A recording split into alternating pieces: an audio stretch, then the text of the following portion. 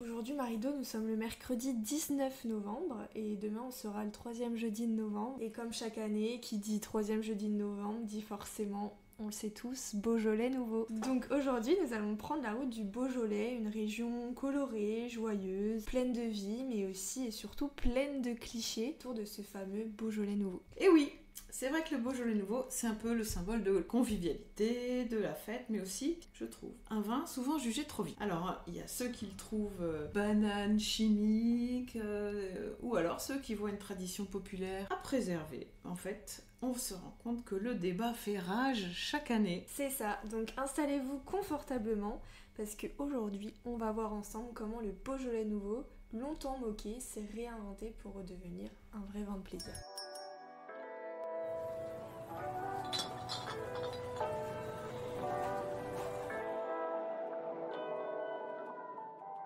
Alors pour commencer, même si on avait déjà fait un peu un épisode dessus l'année dernière, est-ce qu'on peut réexpliquer rapidement pour les nouveaux ce que c'est le Beaujolais nouveau? Les nouveaux, le Beaujolais nouveau, bien sûr qu'on peut faire ça. Beaucoup de nouveaux. Alors, le Beaujolais nouveau, c'est un vin jeune qui est élaboré à partir d'un seul cépage, le Gamay, le cépage du Beaujolais, de la région du Beaujolais. Et sa particularité, c'est sa sortie très rapide après la récolte. En fait, il est vendangé en septembre et il est déjà en bouteille en novembre. Voilà, c'est ce qu'on appelle un vin primeur. Et justement, à la base, le principe du vin primeur, c'est d'abord une petite fête locale, quoi. Oui, c'est exactement. Dans les années 50-60, les vignerons du Beaujolais, ils ont commencé à mettre en vente leur vin quelques semaines après la récolte. Ou avant ça, ils mettaient pas tellement le vin en bouteille. En fait, ils le vendaient en vrac. Donc, c'était un peu l'occasion de voir à quoi ça ressemble.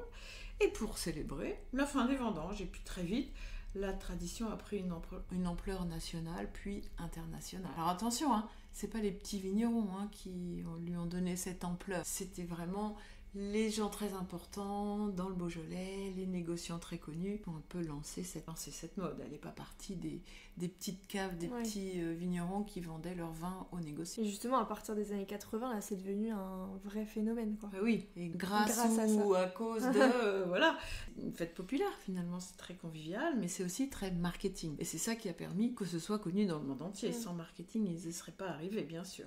On produisait des millions de bouteilles, parfois un peu à la va-vite, on peut le dire, collé à la demande, parce que c'était un vrai phénomène. Et pour la qualité n'a pas forcément toujours suivi, mais c'est un peu comme ça que ça a démarré. Et donc c'est là que l'image du Beaujolais nouveau a un peu commencé à se dégrader, où on a commencé à parler de vin industriel, trop marketé, entre guillemets, ou encore même le fameux goût de banane dont les gens parlent encore. C'est ça, ils disent à chaque fois, alors cette année, toujours le goût de banane. En fait, c'est un arôme qui vient de la fermentation carbonique.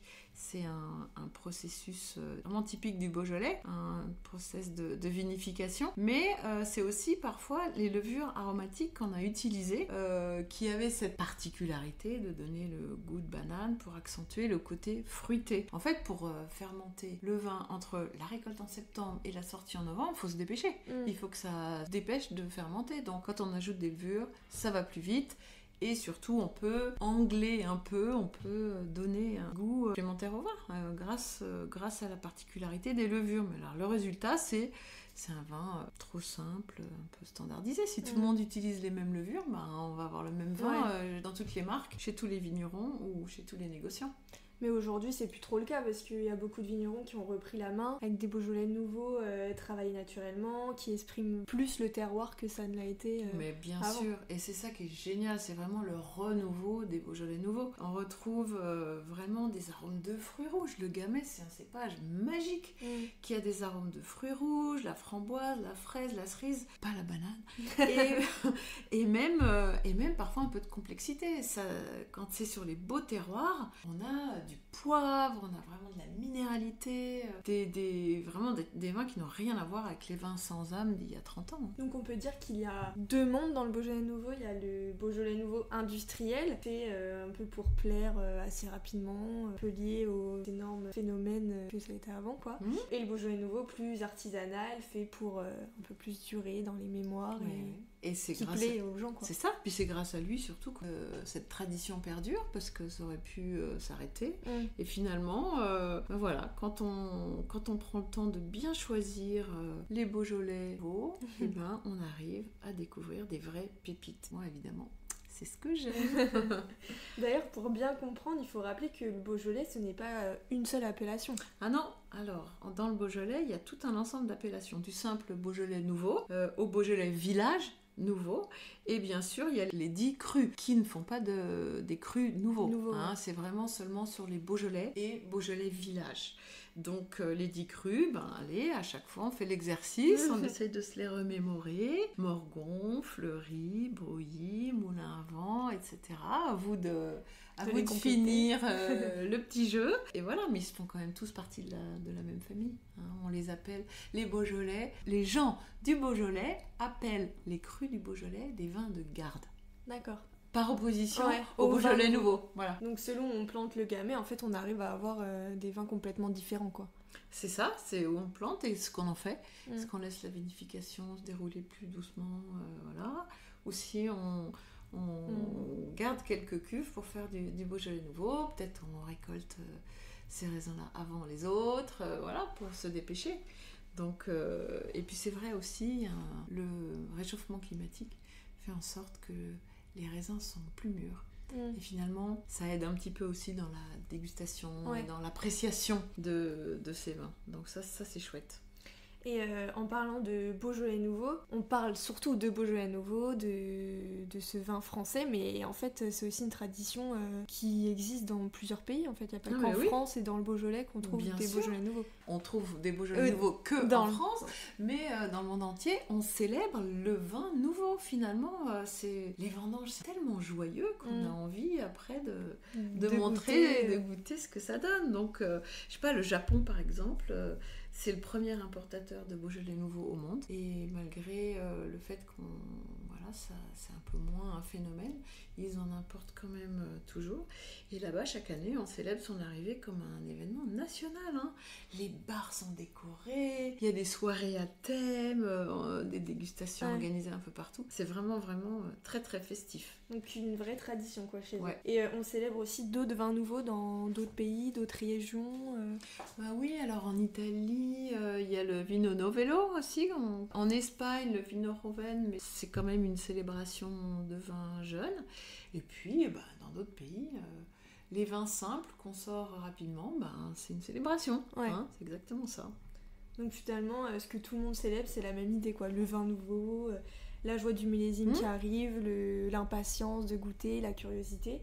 Le fruit tout juste pressé, la promesse d'une belle année. Oui, c'est exactement ça. C'est un vin qui symbolise la convivialité, la fraîcheur, du travail accompli dans la joie et la bonne humeur. Bon, et alors si on veut goûter un bon Beaujolais nouveau cette année, tu nous conseilles quoi? Alors, il va falloir faire des choix là, parce que l'idée c'est peut-être quand même d'éviter les bouteilles trop tape à l'œil. Voilà, et puis peut-être un autre conseil, c'est il y a les Beaujolais et il y a les Beaujolais villages nouveaux.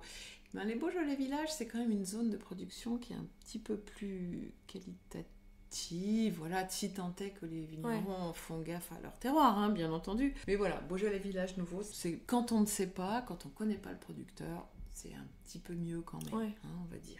Et puis, un autre petit conseil que je peux vous donner, c'est de passer à la cave de 3x20. Je vous en ferai goûter un super. Et pour la dégustation, comment ça se passe? C'est-à-dire, il faut le servir frais. Ah oui, oui, vaut mieux le servir assez frais. De toute façon, c'est un vin qui n'est pas tannique. Ouais. Donc le froid, ça renforce les tanins. Donc là, s'il n'y en a pas, c'est pas la peine. Donc autour de 13-15, voilà, maxi. Et puis, voilà, on prend le temps de le goûter. On cherche, pas la banane, si vous en trouvez, c'est moyen, mais on cherche un peu les arômes, on va avoir vraiment ce fruit rouge frais qui explose et qui sort du verre, et puis voilà, on se laisse surprendre par sa fraîcheur, sa gourmandise, et puis c'est tout, on cherche pas à intellectualiser trop les vins nouveaux comme ça. Et donc, pour finir, pourquoi tu dirais qu'il faut revenir à cette tradition du Beaujolais nouveau et pas justement rester dans le cliché de c'est un mauvais vin, ça sent la banane. Bon, écoute, de toute façon, moi je trouve que c'est un vin sincère, joyeux. Il y a des moments pour ça, et il y a des moments pour les autres vins des moments un peu plus sérieux. En tout cas, celui-là, c'est pas sérieux, c'est agréable, c'est joyeux, et je trouve qu'il mérite qu'on le redécouvre, parce que derrière sa caricature, finalement, il y a des vignerons passionnés qui font des vins francs, digestes, et finalement plein de fruits. C'est tout ce qu'on leur demande, hein. Très bien. Bon, et bien ce n'est pas déjà fait. C'est le moment de laisser sa chance au Beaujolais nouveau et puis de se donner rendez-vous demain pour les Parisiens à la cave 3x20 si vous voulez déguster la petite sélection de Marie-Dominique. Donc merci Marido pour tes explications et puis merci à vous d'avoir écouté cet épisode. Comme d'habitude, on se retrouve la semaine prochaine pour faire le tour cette fois du Roussillon, une des seules régions qu'on n'avait encore pas explorées. Ok, et puis pour les plus gourmands, rendez-vous évidemment sur notre site www.3x20.com pour découvrir les sélections que je fais de petits domaines confidentiels ou encore sur nos réseaux sociaux, sur Instagram, sur YouTube, sur Facebook, Pinterest et depuis peu TikTok. Et oui, on s'y met aussi.